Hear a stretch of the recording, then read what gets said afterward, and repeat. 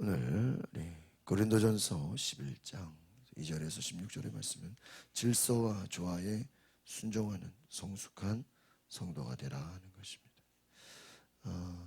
오늘 우리가 머리에 쓰는 문제에 대해서 또 너희가 하나님으로부터 난 자임을 스스로 판단하라 하는 말씀을 주고 있습니다. 여기서 머리에 무엇을 쓰냐 쓰지 않냐, 이것은 단정함을 얘기하고 있습니다. 그 당시 문화로 보면 머리에 베일 같은 것을 씀으로 인해서 단정함을 표시했다. 그러니까 이 말은 하나님의 사람으로서 겉사람, 속사람도 중요하지만 겉사람도 단정하게 해야 된다라는 것입니다. 그리스도의 머리는 하나님이다. 또 우리가 여자의 머리는 남자다. 이것이 어떤 그런 서열이라는 것보다는 서로 책임감과 어떠한 질서를 얘기하는 것이다 라는 것입니다.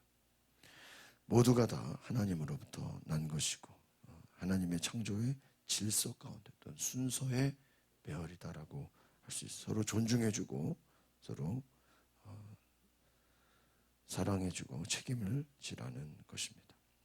그래서 하나님이 우리에게 주신 그러한 은혜, 하나님 앞에 우리가 가져야 할 그러한 책임감, 얼마나 중요한 것인가 다시 깨달으라고 하는 것입니다.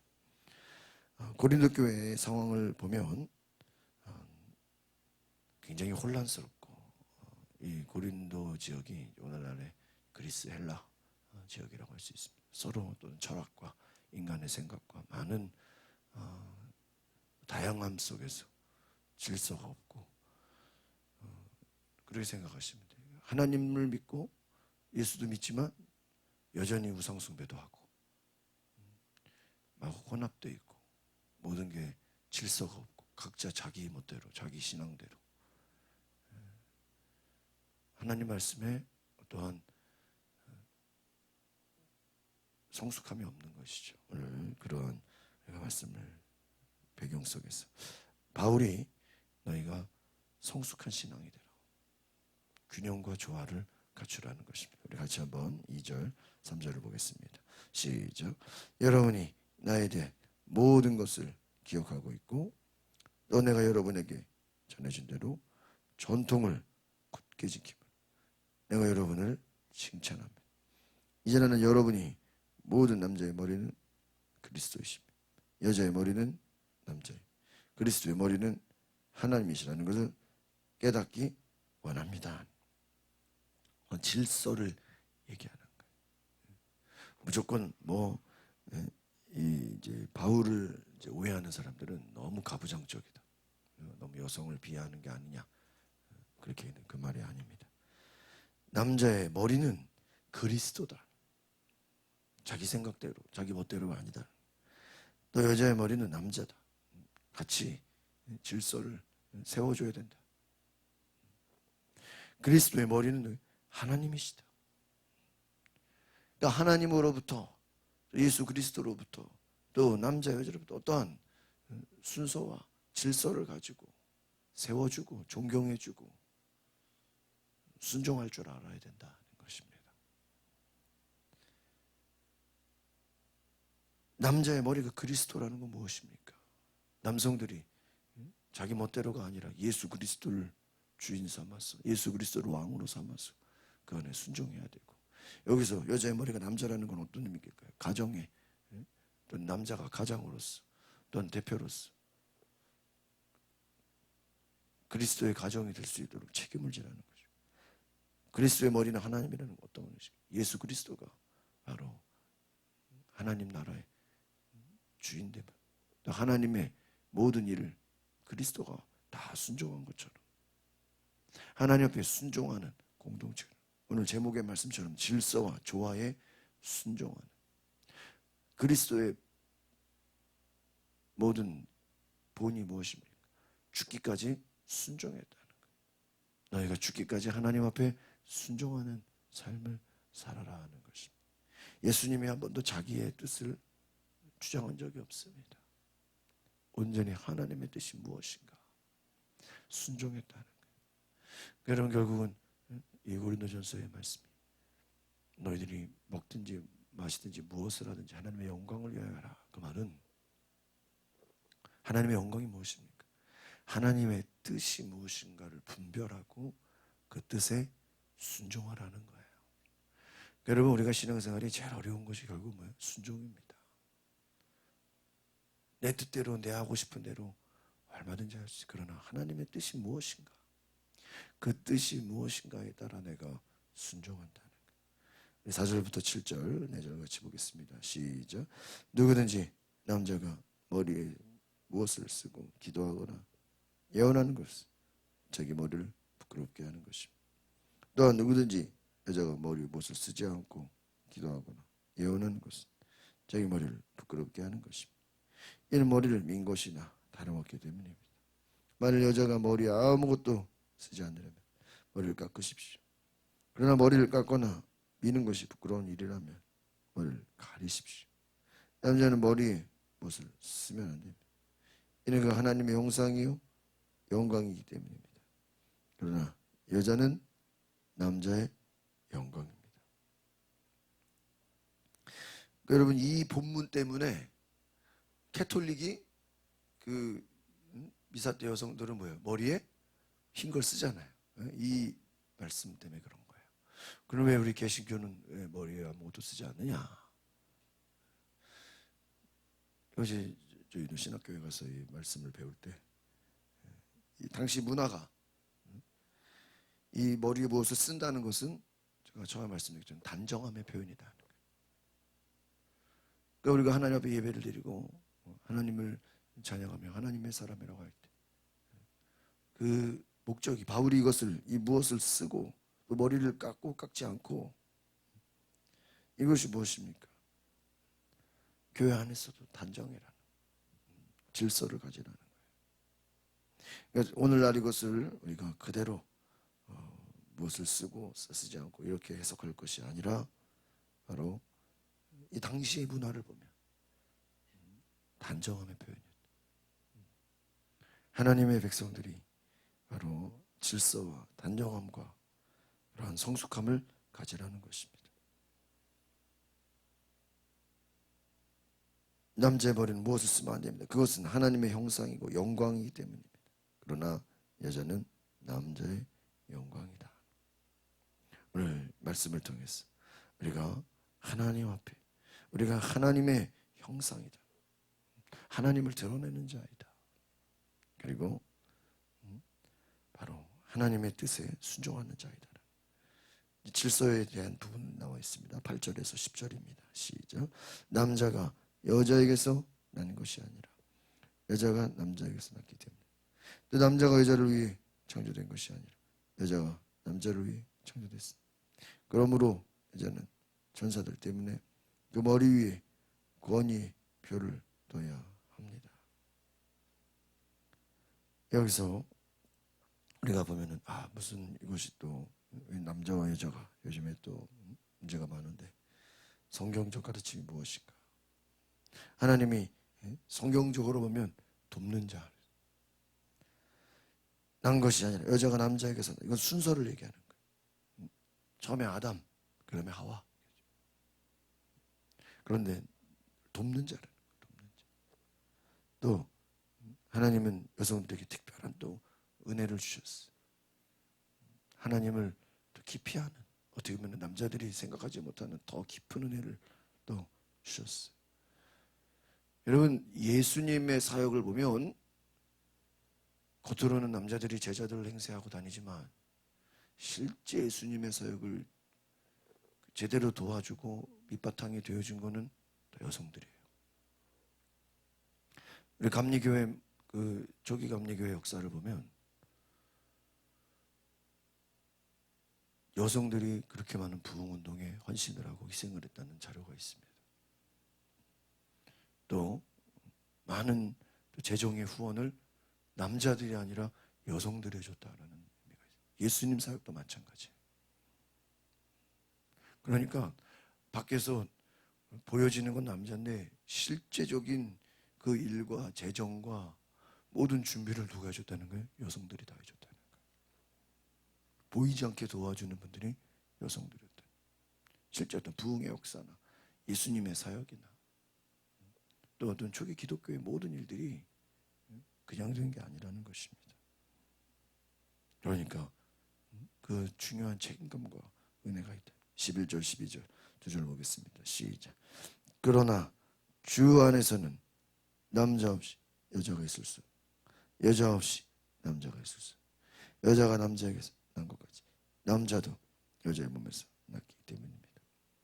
그러나 모든 것이 하나님께로서 났습니다. 어떤 당시의 문화를 보면 아마 여성들은 그렇게 사회에서 존중받지 못하고 어떤 그런 무시당하고 옛날에 어떤 그런 가부장적인 그러한 문화였을 것입니다. 그러나 너희가 주 안에서 남자 없이 여자가 있을 수, 여자 없이 남자가 있을 수 없다라는 말. 모든 것이 하나님께로부터 났다. 누가 높냐 누가 낮냐 그 차원이 아니라는 거예요. 다 하나님으로부터 나왔다. 질서를 갖고 하나님 중심으로 하나님의 영광을 위해서 조화롭게 서로 존중하면서 각자의 맡겨진 책임을 다하라.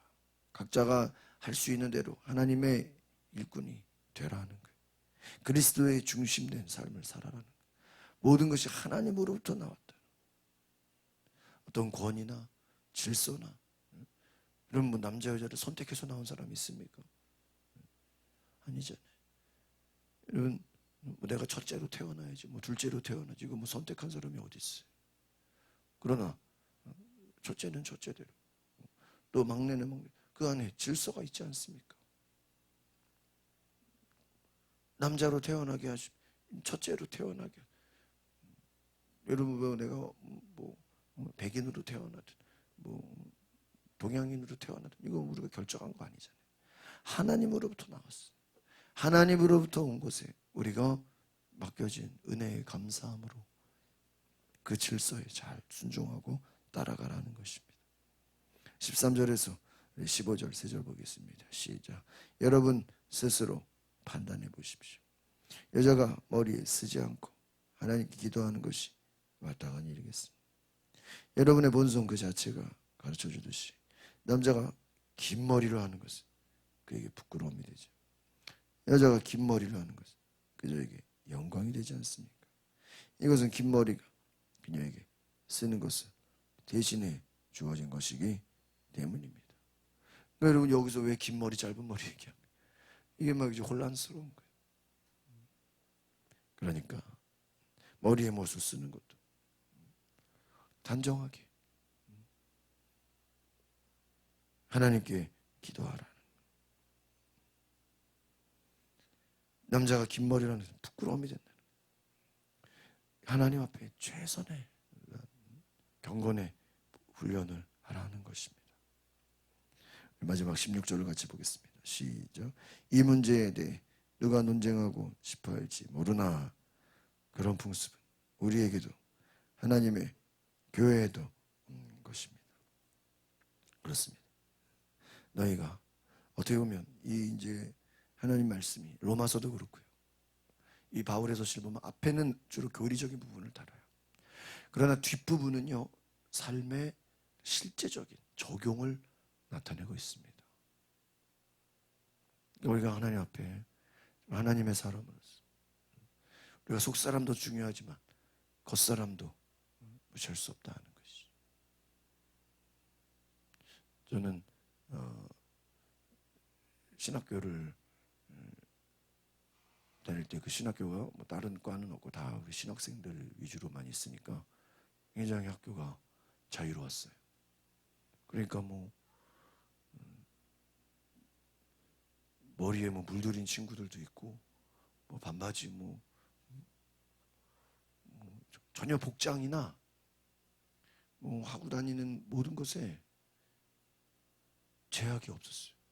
근데 저는 신학교 1학년 들어가면서 야, 나 신학생이면 전도사인데 어떻게 그냥 다닐 수 있어요. 그래서 저는 한 양복을 입고 다녔어요. 신학생이 어떻게 그냥 돼. 그래서 근데 저는 누가 시킨 것도 아닌데, 내가 신학생이니까 어떻게 그냥 다니냐. 양복을 입고 다녔어요. 그 똑같은 양복을 계속, 무슨 교복처럼. 근데 그게 자꾸 주변에서 막 저를, 야, 너는 왜 양복을 입고 다니냐? 너는 맨날 어디를 가냐? 근데 뭐 내 얘기하기가 뭐, 나는 신학생으로서 당연히 양복을 입어야지. 그래서 제가 한 1, 2학년 때는 이제, 쟤는 양복 입고 다니는 애, 이렇게 아마 제가 손가락질 당했어요. 지금 그런 적을 당연하게 생각해요. 근데 좀 이제 몇 년 지나서는 이제 그냥 좀 자유했어요. 굳이 뭐 양복을 안 입어도 되겠구나. 근데 이제 저희 감리교회 신학교가 3개인데, 저희 감리교 신학대학은 신학교만 서대문에 있지만, 수원에 있는 협성대학이나 대전에 있는 모건대학은 종합대학이에요. 여기는 다른 과들도 있고 뭐 많은 일반 학교, 신학교로 세워졌지만 이제 일반 학과들도 많아. 근데 그 친구들과 이제 어떤 무슨 교류가 있어가지고 어떤 MT를 하고 뭐 하는데 보니까 이분들은 굉장히 학교 안에서 제약이 많은 거예요. 뭐 염색을 하면 안 되고, 옷도 단정하게 입어야 되고, 굉장히 이렇게 어떤 규율이 있는 거예요. 신학생으로서의. 그래서 너희들은 왜 그러냐 그러니까, 우리는 학교가 종합대학이다 보니까 그 신학생들이, 물론 신학교로 세워진 학교지만 다른 타에 보여지는 부분도 중요하기 때문에 어떤 복장에 대해서 어떤 학교적인 어떤 그런 규례가 있다는 거예요. 그래서 그때 깨달았어요. 제가 다니는 감리교 신학대학은 신학생만 있으니까 거기서는 쉽게 말하면 외부인이 없는 거예요. 다 기독교인들이에요. 그러니까 그 안에는 자유가 있는데, 이 밖에 다른 학교들은 종합대학이니까 신학생들이 말이야, 머리에 물들이고 뭐 찢어진 청바지 입고 다니고 스레퍼 신고 다니면 저게 무슨, 그것도 무시할 수 없잖아요. 우리가 기독교인으로 살아가면서 물론 경건의 능력도 중요하지만, 그렇다고 해서 그럼 경건의 모양은 필요 없냐? 그냥 뭐 함부로 다닐 수 있느냐? 그럴 수 없다. 경건의 모양도 갖출 것은 갖춰야 된다. 자유할 수 있지만, 이 바울의 신학이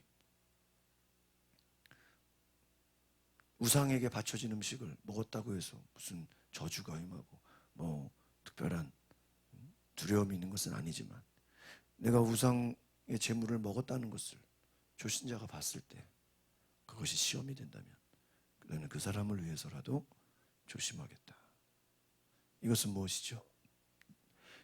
자유가 있지만 그 모든 자유가 다른 사람들이 보기에 시험이 되거나 어려움이 된다면 내가 조심하겠다라는, 다른 사람을 생각하고 배려한다는 것입니다. 오늘 이 바울의 지금 메시지를 생각해 보면, 밖에서 너희들이 자유롭게 하고 다닌다고 했어. 교회에서까지 그러면 되겠느냐? 하나님 앞에서 최대한 단정하게 거룩하게 예배를 해야 되지 않겠느냐? 그러한 이야기라고 할 수 있겠습니다. 그래서 우리가 속사람도 중요하지만 겉사람도 중요하다.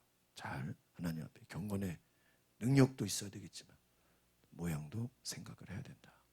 하나님 앞에 질서와 조화에 거룩한 순종하는 하나님의 백성 되시길 바랍니다. 기도하겠습니다. 거룩하신 주님, 우리가 하나님의 말씀을 따라 순종하며 믿음으로 나아가는 주의 백성 되게 하옵소서. 성숙한, 다른 사람을 배려하는, 또 시험이 되지 않는, 또 믿음의 본이 되는 하나님의 일꾼 되게 하옵소서. 예수 그리스도 이름으로 기도합나이다. 아멘. 우리가 시간에 기도하실 때 하나님 앞에 내가 믿음으로 순종하는 삶을 살게 하옵소서.